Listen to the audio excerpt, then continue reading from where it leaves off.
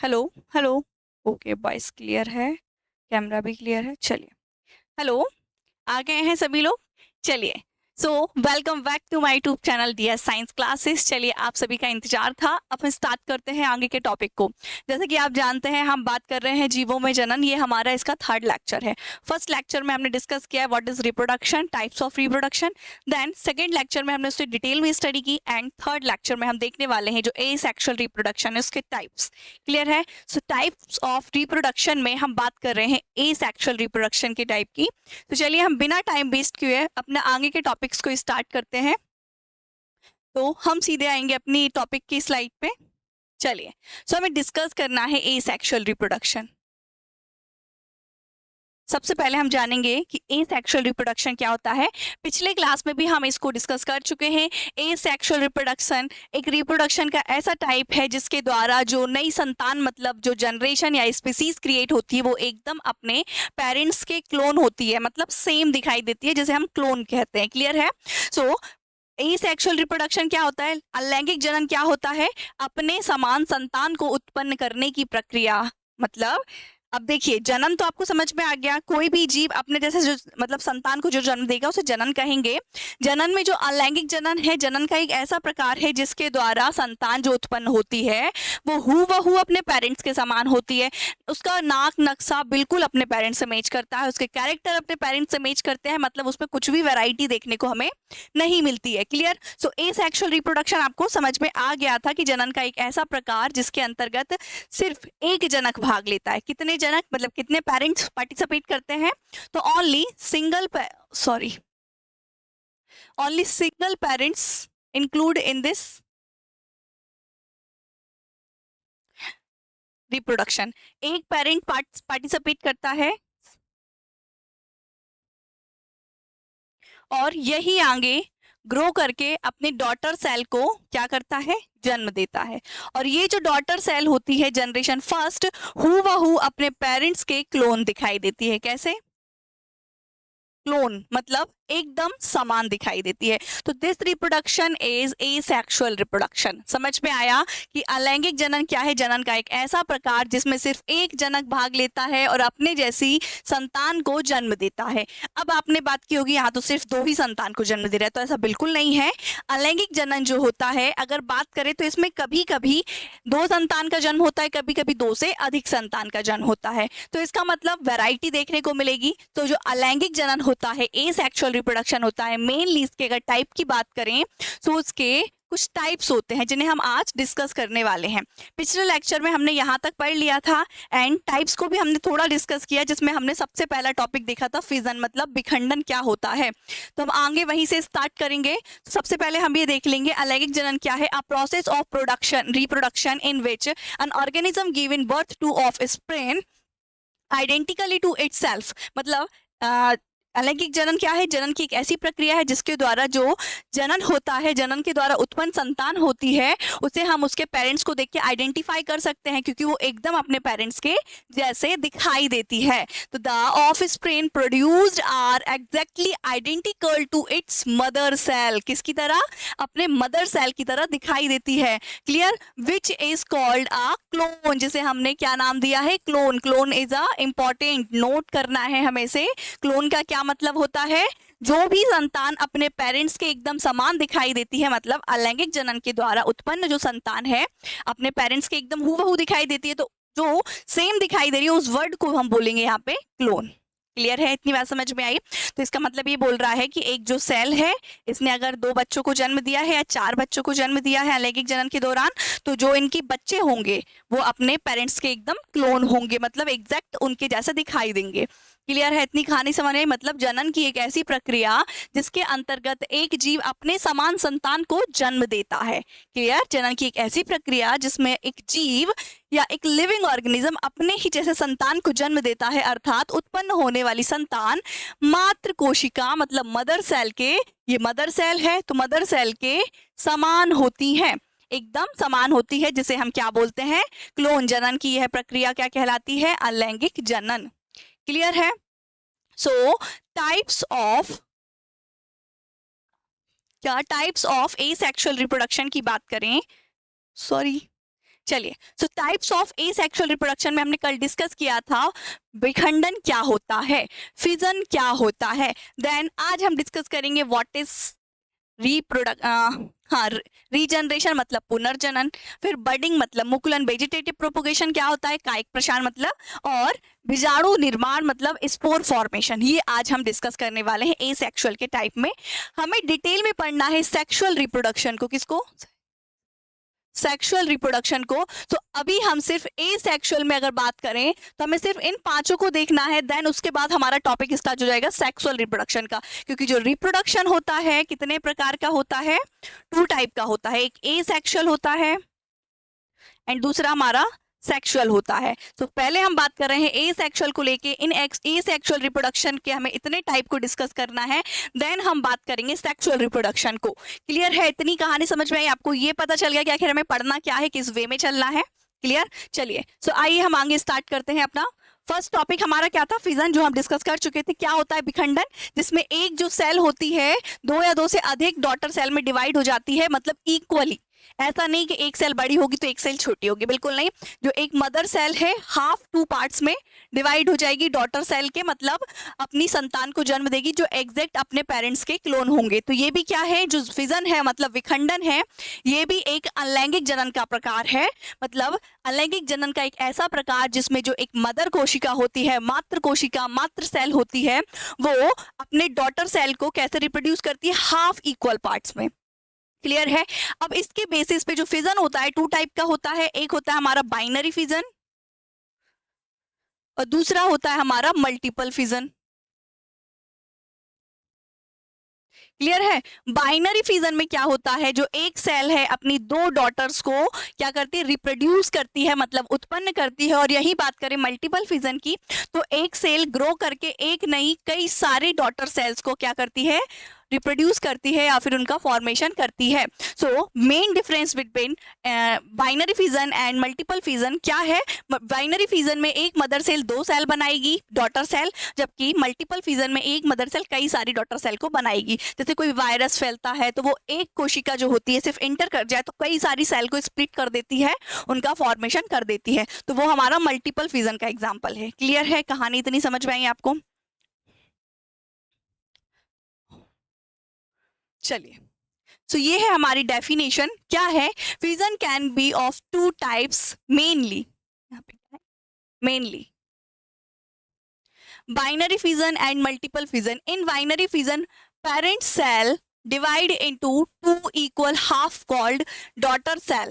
Daughter cell are क्या, identically to each other and to their parent cell. मतलब जो daughter cell होती है एकदम अपने पेरेंट सेल की जैसे दिखाई देती है। Organism like the amoeba, bacteria, bacteria, Euglena etcetera, इनमें देखने को मिलता है हमें कौन सा, फिजन वाला रिप्रोडक्शन में। जो एसेक्सुअल रिप्रोडक्शन है उसमें फिजन का टाइप हमें इन चारों में देखने को मिलेगा, अमीबा में, बैक्टीरिया में, यूग्लिना में, ठीक है, पैरामीशियम में। यहाँ पे हमें देखने को मिलेगा कौन सा फिजन, फिजन का बाइनरी फिजन टाइप। क्लियर है, मतलब बाइनरी फिजन क्या होगा हमारा, समझ में आ गया। बाइनरी फिजन में एक सेल, मतलब जैसे मान लो ये क्या है, अमीबा है, क्या है ये, अमीबा है, तो ये आगे ग्रो करेगी एंड आगे चल के ये डिवाइड हो जाएगी 2 डॉटर सेल में। सो यहाँ पे एक सेल 2 पार्ट्स में डिवाइड हुई, तो this is a binary fission. इसका एग्जांपल अमीबा है, बैक्टीरिया है, यूग्लिना है। मतलब अमीबा, बैक्टीरिया, यूग्लिना, इन तीनों चारों में पैरामीशियम में क्या होगा, बाइनरी फिजन देखने को मिलेगा। क्लियर है, इतनी कहानी समझ में आई। अब हम बात करें सेकेंड, ये तो हमारा बाइनरी फिजन हो गया। सेकेंड होता है हमारा मल्टीपल फिजन, जिसमें हमने क्या देखा कि जो मल्टीपल फिजन होता है एक मदर सेल कई सारी डॉटर्स का फॉर्मेशन करती है। क्लियर। सो जो बाइनरी फिजन होता है, अगर हम इसके बात करें, देखिए ये लिखा है विखंडन 2 प्रकार का हो सकता है या होता है, अर्थात द्विआधारित मतलब बाइनरी फिजन और बहु आधारित। क्या है यहाँ पे, बहु आधारित, ये एक नहीं होगा यहाँ पे। क्लियर, विखंडन द्विआधारित विखंडन में, अब ये द्विआधारित क्या होता है, मतलब बाइनरी फिजन क्या होता है, तो बाइनरी फिजन में मूल कोशिका 2 बराबर भागों में विभाजित हो जाती है, जिन्हें पुत्री कोशिका कहा जाता है। पुत्री कोशिका एक दूसरे से अपनी मूल कोशिका के समान होती है। क्लियर, कहानी समझ में आई। चलिए आगे बात करें हम types of binary fission. Fission 2 type का होता है, क्या, आवाज क्लियर आ रही है ना? Clear, okay.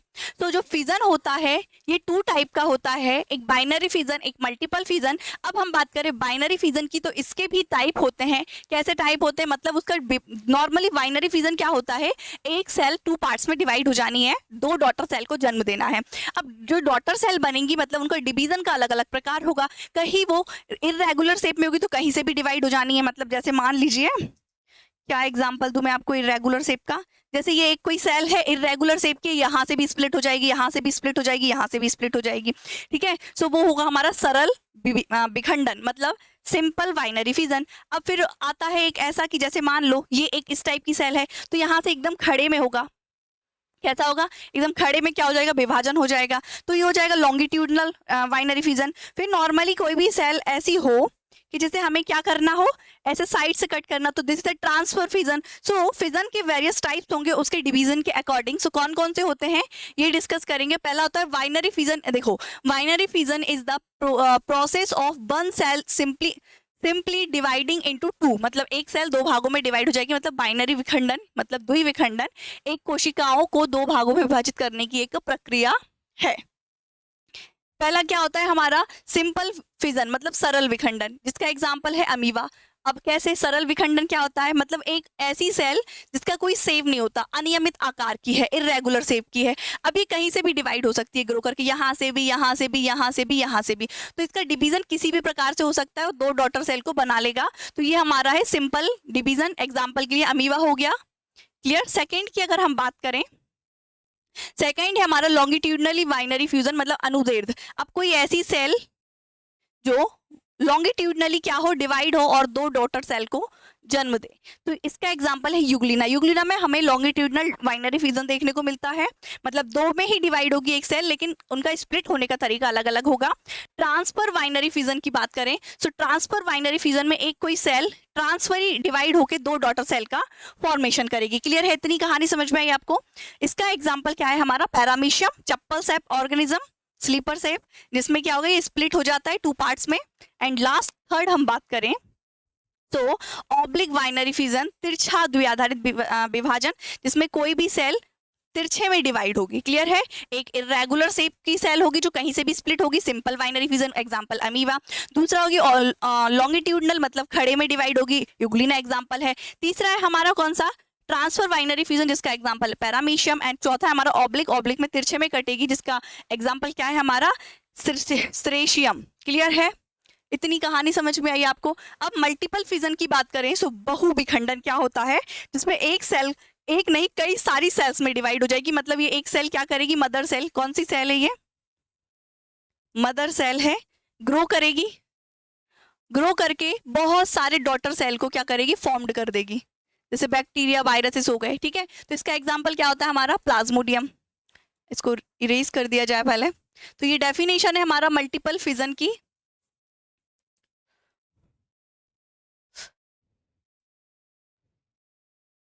सॉरी। तो मल्टीपल फिजन क्या है हमारा, देखिए, अलैंगिक जनन की वह प्रक्रिया जिसमें मूल कोशिका से 2 पुत्री कोशिकाओं के बजाय, मतलब 2 पुत्री कोशिका नहीं बनेंगी, उसकी बजाय कई सारी पुत्री कोशिकाओं का निर्माण होगा या फिर उत्पन्न होंगी। क्लियर, बहुविखंडन कहलाता है ये प्रक्रिया। समझ में आई आपको इतनी कहानी, मतलब the process of asexual reproduction in which many daughter cell are produced from the parent cell instead of 2 daughter cell is called multiple fission। I hope आपको समझ में आया। मल्टीपल फिजन का एग्जांपल है क्या, प्लाज्मोडियम। क्या है, प्लाज्मोडियम, नाम सुना होगा प्लाज्मोडियम। प्लाज्मोडियम की कई सारी वैरायटी होती हैं, प्लाज्मोडियम बाइवेक्स, प्लाज्मोडियम पेल्सिफेरम, ये एक्सेट्रा, बहुत सारी इसकी स्पीसीज होती है जो क्या करती है, मेनली हमारी बॉडी में मलेरिया को फैलाने का काम करती है। मलेरिया नॉर्मली फैलता है जब एक फीमेल एनाफेलिस, जो मक्खी होती है, मक्खी या मच्छर बोलते हैं, मच्छर। क्लियर, सो फीमेल एनाफेलिस जब भी हमें कट करता है या काटता है, जो संक्रमित होता है किससे, मलेरिया से, या उसके अंदर प्लाज्मोडियम वायरस इंटर करा होता है, तो वो हमारी बॉडी के अंदर जैसे ही इंटर करेगा तो वो क्या करेगा, मल्टीपल फिजन करता है, बहुविखंडन करता है, जिसके द्वारा एक जो वायरस हमारी बॉडी में एंटर किया है प्लाज्मोडियम का, वो कई सारी अपनी स्पीसीज को या डॉटर्स को क्रिएट कर देता है, डॉटर सेल को, और जो आगे चल के बहुत गंभीर रूप से बीमारी उत्पन्न करती है। क्लियर है, इतनी कहानी समझ में आई। चलिए, तो ये हमारा हो गया मल्टीपल फिजन। नेक्स्ट फ्रेगमेंटेशन, खंडन। अब विखंडन और खंडन में मेन डिफरेंस क्या है आपको ये समझ में आना चाहिए। देखिए, विखंडन में एक चीज दो भागों में या दो से अधिक भागों में टूट रही है, लेकिन कैसे, बराबर भागों में। जैसे मान लीजिए ये एक सेल है, ग्रो की, और फिर ये डिवाइड हो गई दो डॉटर सेल में, इक्वल हाफ, मतलब जितना मटेरियल इसके पास होगा उतना ही मटेरियल इसके पास होगा। मतलब अगर इसके दो बच्चे हैं तो अपनी सारी जायदाद ये बराबर बराबर 50-50% इनको दे देगी। क्लियर है? सो ये है हमारा क्या, विखंडन। विखंडन। अब खंडन क्या होता है, मान लो ये एक कोई एनिमल या प्लांट है, इसको इतना पीस कट कर दिया जाए, तो दिस प्रोसेस इज खंडन, मतलब फ्रेगमेंटेशन। अब ये फ्रेगमेंटेशन होता क्या है बायोलॉजी में, this is the asexual reproduction. क्या है, ये एक अलैंगिक जनन का एक प्रकार है, जिसके अंदर क्या होता है, कोई भी एनिमल या कोई भी प्लांट जिसका फ्रेगमेंट कर दिया जाए, मतलब टुकड़ा कर दिया जाए, आगे चल के ये एक मैच्योर बन जाए, मतलब एक टुकड़ा टूट जाए और टूटने के बाद वो फिर से फॉर्म्ड हो जाए एडल्ट में, तो दिस प्रोसेस इज फ्रेगमेंटेशन। कहानी समझ में आई आपको? नहीं समझ में आई तो अभी आपको आएगी।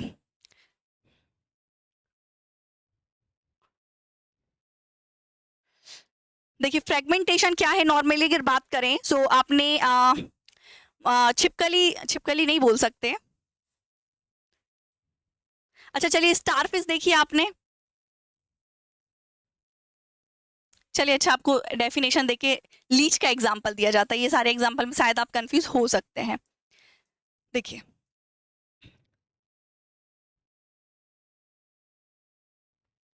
अच्छा हिंदी की डेफिनेशन कहाँ चली गई इसकी, चलिए थोड़ा सा हो गया था। सो फ्रेगमेंटेशन क्या होता है, यहाँ पे आपको दिख रहा है एक एनिमल या प्लांट सेल जो फ्रेगमेंटली डिवाइड हो जाएगी, क्या होगी, टूट जाएगी। अभी जब ये टूट गई तो ऐसा नहीं कि इसका कोई यूज नहीं है, आगे चल के ग्रो होगी और एक एडल्ट में कन्वर्ट हो जाएगी, तो दिस प्रोसेस इज फ्रेगमेंटेशन। मतलब टुकड़ा अगर हो गया, जैसे मान लीजिए ये है हमारा प्लेन एरिया, क्या है ये, प्लेन एरिया।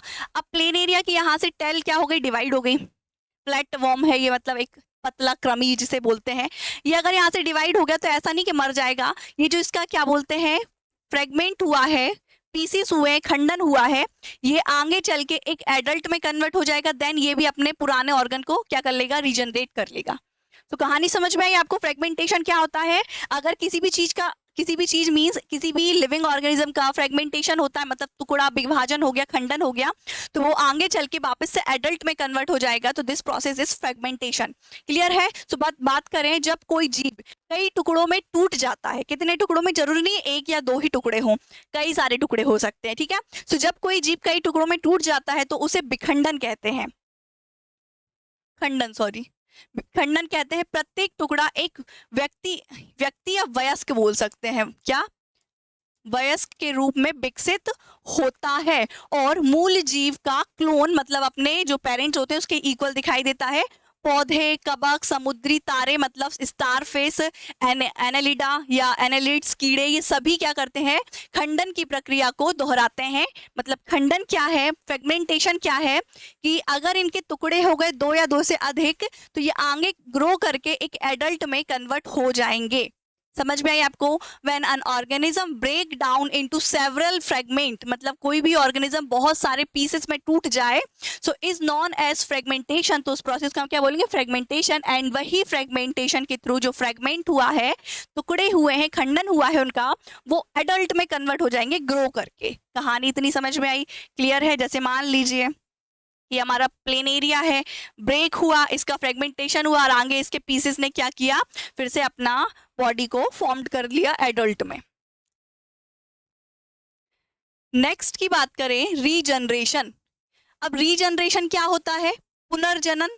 आपने सुना होगा उसका पुनर्जन्म हुआ है, मतलब जिसको अपनी पुरानी कहानियां याद होती हैं, तो ये वो वाला पुनर्जन्म नहीं है। पुनर्जनन मीन्स होता है कोई भी पीस टूट जाए किसी की बॉडी का, किसी भी लिविंग ऑर्गेनिज्म की बॉडी का, जैसे माइक्रो हुए या स्टारफिश हुए एक्सेट्रा, तो उनका अगर लिविंग पार्ट, किसी भी पार्ट को अगर ब्रेक कर दिया जाए, तो वो ऐसा नहीं कि मर जाएंगे, या फिर वो ऐसे जैसे हमारा एक हाथ टूट जाए तो हम क्या, हम अपने हाथ को वापस से रिप्रोड्यूस कर सकते हैं, ग्रो करवा सकते हैं? बिल्कुल नहीं, हम टूटे हाथ के रहेंगे।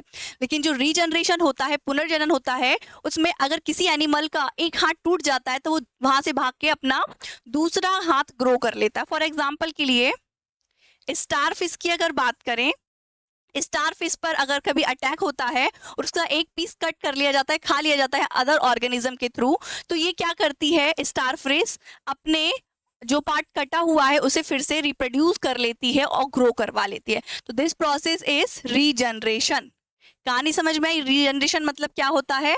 अपने टूटे हुए हिस्सों को वापस से क्रिएट करना। फॉर एग्जाम्पल के लिए आपको एनिमल दिख रहा है, इस एनिमल में क्या हुआ, ये ब्रेक हो गया, टूट गया, तो ये आगे चल के देखिए इसका ये पूरा नीचे वाला लोअर रीजन क्रिएट हो जाएगा, इसका ये अपर एंड लोअर रीजन दोनों ही क्रिएट होगा, और इसकी टेल से इसका अपर रीजन क्रिएट हो जाएगा। क्लियर है? मतलब कोई भी पार्ट टूटे ये पूरा कैपेबल है अपनी नई बॉडी को फॉर्म करने के। क्लियर है? So the process by which an organism repair or regenerates the missing part of the body is called regeneration. समझ में आई कहानी?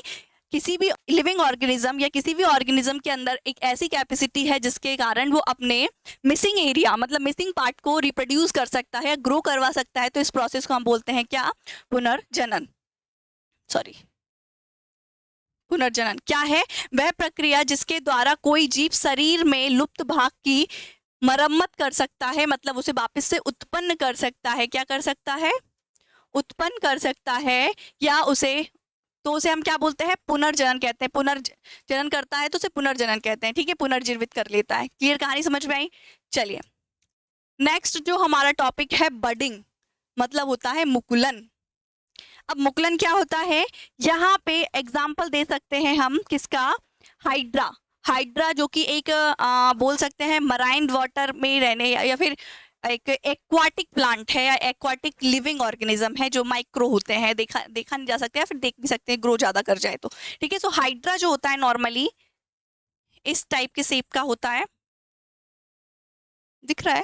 थोड़ा सा अजीब बन गया हाइड्रा, है ना, गंदा सा।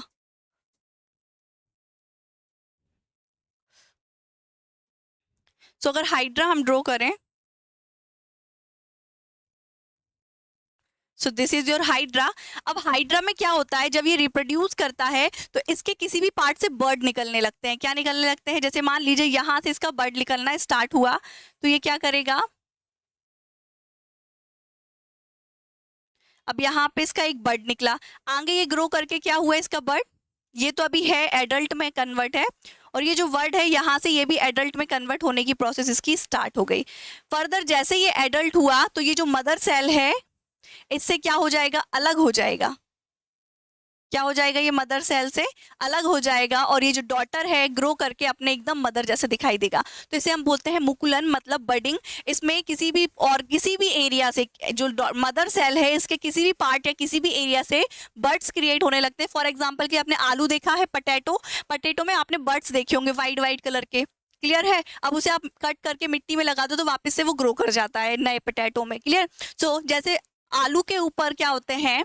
बर्ड्स होते हैं। सेम एज हाइड्रा में ऐसे कहीं से भी वर्ड्स निकल आने लगते हैं और वो आगे चल के एडल्ट में कन्वर्ट हो जाते हैं अपनी मदर से अलग हो करके। तो इसे हम बोलते हैं बडिंग, मतलब कि मुकुलन। कहानी समझ में आई? मुकुलन क्या है? ये पिछली क्लास में हमने देखे होंगे, छोटी क्लास में पढ़ते हैं हम मुकुलन क्या होता है।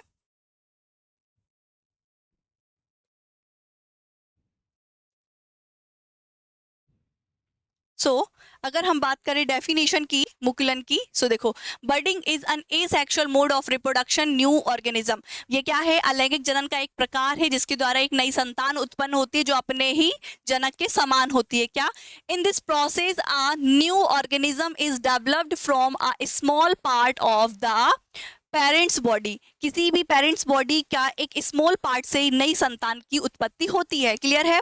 Buds which is formed detached to develop into a new organism. कहानी समझ में आई आपको? डिटैच्ड मीन समझ में आया? जैसे हाइड्रा है, ये अपनी मदर सेल से क्या होगा? जुड़ा होता है। This is detached and then adult होने के लिए फिर से अपनी मदर से अलग हो जाता है और ये नए क्या होता है? नए हाइड्रा में कन्वर्ट हो जाता है। क्लियर है? तो आपको प्रोसेस समझ आई? In this process a new organism in developed from a small part of the parents body a buds which is formed detached to develop into a new organism. ठीक है, डिटैच्ड होता है और डेवलप हो जाता है नए जीव में। क्लियर? मतलब बर्डिंग मतलब मुकुलन नए जीवों के निर्माण की एक अलैंगिक विधा है, अलैंगिक जनन की एक ऐसी प्रक्रिया है जिसमें क्या होता है? इस प्रक्रिया में माता पिता के शरीर मतलब या फिर मात्र कोशिका, यहाँ पे क्या लिखना है हमें? मात्र कोशिका, माता पिता ना लिखें तो सही है, ठीक है। मातृ कोशिका के शरीर के एक छोटे से हिस्से से नया जीव विकसित होता है। एक कली जो बनती है वह अलग होकर नए जीव के रूप में विकसित हो जाती है। कहानी समझ में आई आपको? बर्डिंग समझ में आ गया, मतलब पहले वो फीमेल बॉडी होगी, उसके किसी भी पार्ट से बर्ड्स निकलेंगे एंड ये बर्ड्स डिटैच रहेंगे मदर से, एंड जैसे ये एडल्ट होंगे तो ये क्या होंगे, मदर से अलग हो जाएंगे और ग्रो कर जाएंगे। फॉर एग्जाम्पल के लिए देखिए, आपको ये दिख रहा होगा, देखिए ये हाइड्रा है। हाइड्रा में यहाँ से एकदम से बर्ड निकला एंड ये बर्ड धीरे से ग्रो किया, इसने किया, डेवलपमेंट हो रहा है बर्ड का, एंड न्यू बर्ड क्रिएट हो गया इसके मदर सेल से, एंड ये क्या हो गया, डिटैच्ड था, अब इसके अलग हो गया अपनी मदर कोशिका से या मातृ कोशिका से, और आगे चल के विकसित हो जाएगा। अब बात करें टाइप्स ऑफ बर्डिंग, मतलब मुकुलन के प्रकार के, तो मुकुलन के भी दो प्रकार होते हैं, एक होता है इंटरनल बर्डिंग और एक होता है एक्सटर्नल बर्डिंग। एक्सटर्नल बर्डिंग अभी आपने एग्जांपल देख लिया है, जिसमें क्या होगा, हाइड्रा उसका एग्जांपल है कि उसके अपर पार्ट से या किसी भी मदर सेल के बाहरी भाग से क्या होगा, बर्ड्स निकलेगा और वो क्या होगा, एडल्ट में कन्वर्ट हो जाएगा। तो this is a external budding. Internal budding में क्या होगा, एक मदर सेल ग्रो करेगी और अपने अंदर बहुत सारे क्या डॉटर सेल्स का फॉर्मेशन करेगी या टोटीपोटेंट सेल का फॉर्मेशन करेगी। What is the meaning of totipotent cell? ऐसी सेल जो आगे चल के एडल्ट में कन्वर्ट हो जाए, मतलब ऐसी कोशिका जो नए जीव को बनाने में सक्षम होती है, उसे हम टोटीपोटेंट सेल बोलते हैं। जैसे ह्यूमन बॉडी में जो जायगोट होता है, जायगोट कैसा है, वो भी एक टोटीपोटेंट सेल है जो आगे डिवीजन करके ग्रो करके एक पूरा एडल्ट में कन्वर्ट हो जाता है। क्लियर है? कहानी समझ में आई? सो टोटीपोटेंट सेल क्या होते हैं? सो अब बात करें हम बर्डिंग की, तो एक होता है हमारा एक्सटर्नल बर्डिंग, दूसरी होता है हमारे इंटरनल, सॉरी मैंने अपोजिट कर दिया दोनों को, है ना, यहाँ पे इंटरनल है और यहाँ पे एक्सटर्नल है। चलिए, कहानी तो आपको समझ में आ रही है ना? ठीक है। सो जो एक्सटर्नल बर्डिंग होते हैं, वहाँ उसमें क्या होता है, मदर के किसी भी एक्स्ट्रा या बाहरी पार्ट से क्या होता है, बर्ड्स क्रिएट हो जाते हैं और वो आगे चल के क्या होता है, एक नए सेल में कन्वर्ट हो जाते हैं, ग्रो कर जाते हैं। इंटरनल बर्डिंग में एक मदर सेल के अंदर कई सारे डॉटर सेल्स क्या होते हैं, मैच्योर होते हैं, जो आगे चल के नए एडल्ट में कन्वर्ट होते हैं। This is a internal budding. अब इसकी अगर डेफिनेशन देखें हम,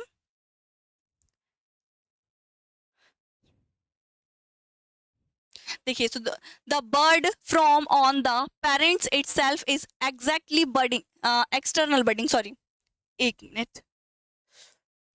सो एक्सटर्नल बर्डिंग क्या है, the birds formation on the parents itself is external budding. It is seen a hydra and yeast. मतलब हाइड्रा में देखने को मिलती है हमें एक्सटर्नल बर्डिंग। क्या होता है, जनक पर ही कली का निर्माण वह मुकुलन कहलाता है, जनक के ऊपर हो रहा है। फॉर एग्जाम्पल के लिए देखिए, ये बॉटल है, इस बॉटल के ऊपर साइड से क्या होगा, बर्ड्स का निर्माण हो जाएगा, तो दिस इज द एक्सटर्नल बर्डिंग। और जब इस बॉटल के अंदर डॉटर सेल का फॉर्मेशन हो रहा है जो एडल्ट में कन्वर्ट हो सकते हैं, तो उसे हम क्या कहेंगे, इंटरनल बर्डिंग। जनक के अंदर ही कली का निर्माण आंतरिक मुकुलन कहलाता है, मतलब इंटरनल बर्डिंग कहलाता है। आंतरिक नवोदित जनक का ही दो या एकाधिक सतती कोशिकाओं में विभाजित होता है, मतलब इसमें सिर्फ एक या दो सेल नहीं होती, दो से अधिक सेल भी होती है। जैसे गैम्यूल इसका एग्जाम्पल है, जैसे जैम्यूल भी बोलते हैं हम। देखिए स्पंज, स्पंज में क्या होता है, बहुत सारे इंटरनल बर्ड्स बन जाते हैं और ये इंटरनल बर्ड्स ही क्या करते हैं, आगे एडल्ट में कन्वर्ट होती है। दिख रहे हैं आपको यहाँ पे इंटरनल बर्ड्स, और ये आगे आके बाहर जब ब्लास्ट होता है तो ये आगे आते हैं, आगे चल के ग्रो कर जाते हैं।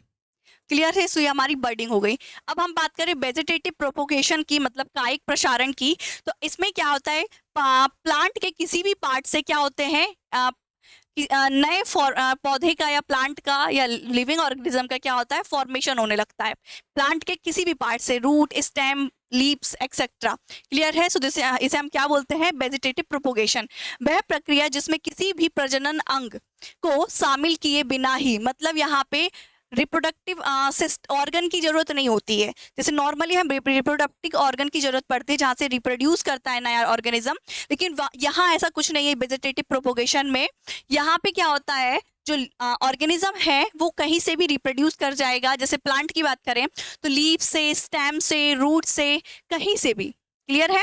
तो यहाँ पे क्या नहीं जरूरत होगी, रिप्रोडक्टिव ऑर्गन की जरूरत नहीं होगी। सो वह प्रक्रिया जिसमें किसी भी प्रजनन अंग को शामिल किए बिना किसी अन्य पौधे के पुराने हिस्सों जैसे जड़, अंकुर और पत्तियों से नए पौधे उगाए जाते हैं, इसे वनस्पति प्रसार या फिर क्या बोलते हैं, वनस्पति प्रसार भी बोलते हैं, कायिक प्रसार भी बोलते हैं, कायिक प्रजनन भी बोलते हैं, कहा जाता है। उदाहरण के लिए अमरूद के पेड़ की को उनकी जड़ों का उपयोग करके क्या प्रसारित किया जाता है, क्या प्रसारित किया जा सकता है। कहानी समझ में आई? एग्जाम्पल के लिए आपको ये लीफ दिख रही है, लीफ के एक्सटर्नल पार्ट से ग्रो करने लगेगा नया प्लांट। तो ये क्या है हमारा वेजिटेटिव प्रोपोगेशन है। समझ में आया? वेजिटेटिव प्रोपोगेशन क्या है?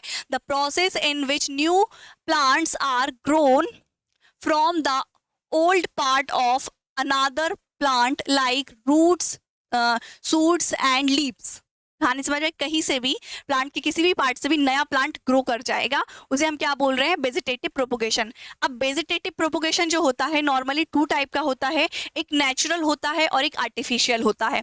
नेचुरल में जो नया प्लांट है नेचुरली कहीं से भी क्या हो जाएगा? ग्रो कर जाएगा। एग्जाम्पल के लिए आपने अभी देखा, जैसे ये लीफ है, लीफ में खुद से ही नए क्या होते हैं? अंकुरन फूट गया यहाँ से और नए प्लांट का फॉर्मेशन हो गया। जबकि बात करें हम आर्टिफिशियली ग्रो करवाने की, आर्टिफिशियली वेजिटेटिव प्रोपोगेशन की, तो इसमें हम अपनी सुविधा के अनुसार नए प्लांट को ग्रो करने के लिए, उनके नई वैरायटी को पाने के लिए क्या करते हैं? आर्टिफिशियली प्रोपोग्यूल करते हैं, प्रोपोगेशन करते हैं और नई जनरेशन या पौधों को जन्म देते हैं। अब बात करें स्पोर फॉर्मेशन की, बीजाणु जनन की, तो इसमें बहुत सारे स्पोर्स का फॉर्मेशन होता है। तो बीजाणु निर्माण एक अलैंगिक प्रजनन तकनीक है। कैसा है? अलैंगिक जनन का ये भी एक प्रकार है। कई बीजाणु स्पोरिया नामक थैलियों में स्थिर होते हैं। पौधे सैकड़ों बीजाणु पैदा करते हैं। मतलब ये देखिए यहाँ पे आपको दिख रहा है, ये थैली टाइप के, इसमें बहुत सारे स्पोर्स का फॉर्मेशन होगा। जैसे ये ब्लास्ट होंगे तो ये बहुत सारे बीजाणुओं का निर्माण कर देगा। क्लियर है? तो वही बोल रहा है कि कई बीजाणु स्पोरेगिया नामक थैलियों में क्या होते हैं? स्थिर होते हैं। पौधे सैकड़ों बीजाणु पैदा करते हैं और बीजाणु थैली फट जाती है। बहुत सारे बीजाणु उसने बना लिया, अब ये बीजाणु जो थैली है वो ब्लास्ट हो जाएगी, फट जाएगी। ये बीजाणु हवा में फैल जाते हैं। जैसे ये फटती है तो क्या होती है? हवा में फैल जाते हैं, जहां वे अनुकूल परिस्थितियों में अंकुरित होते हैं और एक नया पौधा बनाते हैं। क्लियर है? कहानी समझ में आई? तो स्पोर फॉर्मेशन क्या है? एक थैली के लाइक स्ट्रक्चर होगा जिसमें बहुत सारे स्पोर्स का, बीजों का निर्माण होगा एंड लास्ट जैसे ही वो मेच्योर होगी तो वो क्या होगा? वहां पे ब्लास्ट हो जाएगा। ब्लास्ट होने के जस्ट बाद ही क्या होगा? जो स्पोर्स बने हैं पूरे में हवा के माध्यम से फैल जाने हैं। क्लियर है? सो ये हमारा यहाँ खत्म हो गया हमारा क्या? Asexual reproduction. क्या होता है एसेक्सुअल रिप्रोडक्शन? कितने प्रकार का होता है? किस तरह से होता है? ये सारी चीज हम डिस्कस यहाँ पे कर चुके हैं। अब हमें नेक्स्ट टॉपिक में डिस्कस करना है सेक्सुअल रिप्रोडक्शन, मतलब लैंगिक जनन क्या होता है। सो नेक्स्ट क्लास में हम डिस्कस करने वाले हैं लैंगिक जनन मतलब sexual reproduction. So I hope आपको आज का लेक्चर समझ में आया है। कोई भी डाउट लगता है तो आप जरूर कमेंट सेशन में कमेंट कीजिए। Thank you so much watching my video.